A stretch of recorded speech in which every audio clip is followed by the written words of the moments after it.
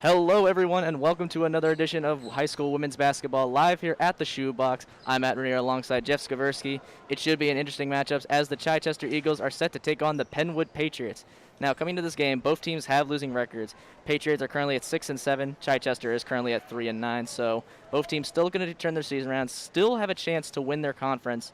Should be an interesting matchup between two defensive-minded teams. I mean, Jeff, what are your thoughts on it? Well, certainly, you look back at that game when they faced each other last month. Penwood held them to under 10 points in all four quarters and only 12 second-half points. They're going to look back at that defense and try to do the same thing here today at home. Absolutely. It should be an exciting matchup, to say the least. I'm looking for more of an offensive output from both teams. They're not exactly shooting particularly well outside the line, so it should be interesting to see how two teams that are mostly defensive-oriented will fare on the offensive end.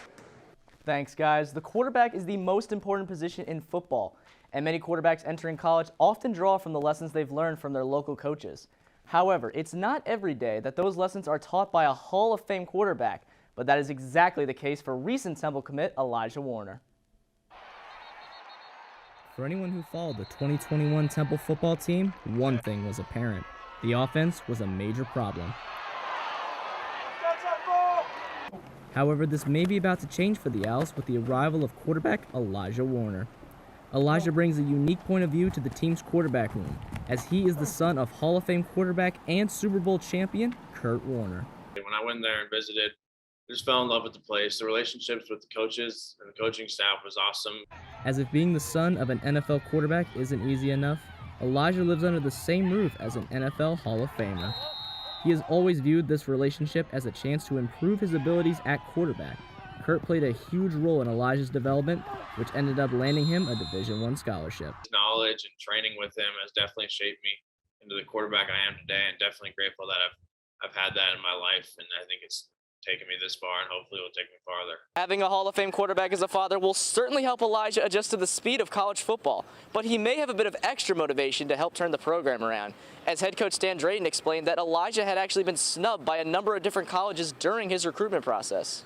He's got this little chip on the shoulder, had a negative recruiting experience early on. He has a chip on his shoulder, and hey, man, that's a Temple fit to me. Of course, Warner isn't the only quarterback on the roster, but he does hope to one day be the focus of a Temple offense under the team's rookie head coach. Despite missing his junior year with an injury, Elijah still finished his high school career with over 3,400 passing yards, throwing 31 touchdowns. Some of his standout performances included his senior year opener in which he threw 5 touchdown passes. Reporting from the studio set, I'm Matt Rainier. Luke and Josh, back to you. The difficulty of the recruitment process can make it challenging for a player to want to join a team, but the volleyball team has used both the quality of its program as well as both the atmosphere of Temple's campus and its city location in order to appeal to students that are looking to further both their athletic as well as their academic careers. Another season has arrived for the field hockey team, and with it comes the expectations set upon them after qualifying for the Big East tournament this past year. However, the team will be doing this without the woman who led the way, as head coach Susan Sufio-Bennett resigned this past August. I think, honestly, it was just tough, hearing it a few days before preseason. Sufio's sudden resignation leaves Michelle Vatisse in charge as the interim head coach. This is Vatisse's 3rd year with the team, add in Michelle's younger sister and assistant coach Carissa, and the Owls are looking for a smoother than expected transition. Michelle and Carissa have been with us for the past 2 years, and their coaching styles are very similar to what Susan's style was, so I think we're just moving forward. It does change when you're the one sitting in the seat that has to make decisions. So I think that's been a little bit of adjustment for me. Losing a coach is never easy, but the Owls are moving in the right direction with a 3-1 start to the season. And even though they made the playoffs last year, this program hasn't finished above 500 since 2014. However, the Owls will look to continue to improve as a unit and to maintain focus as the season progresses onward. So I think as a group, they're super focused and they're passionate. They want to get out there. They want to compete. 1% is something we talk about a lot, so 1% better every day in practice and every game. It's a good lesson for a team with a new head coach, not to mention a roster that is made up of nearly 50% freshmen.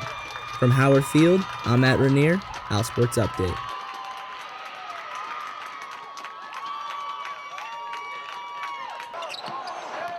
It's often a challenge for a team to develop chemistry, and it's even more difficult to do so when you have so many new faces. And that is exactly the case for the men's basketball team, as nearly 50% of its rotation is made up of true freshmen. It was kind of hard first coming here. You know, it's a different pace from when I played in high school.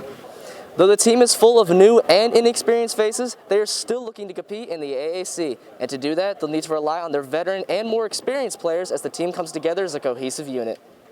And this includes Caleb Battle, who is averaging 24 points per game through Temple's first 2 games. I haven't shown my full potential. I haven't put the whole game, whole 40 minutes together. Nobody here has put the whole 40 minutes together. I think when we do that and we do it all together as a group, that's going to be something special. We're going to have to rely on others to pitch in a little bit more. So it's something I have to look at and work on a little bit.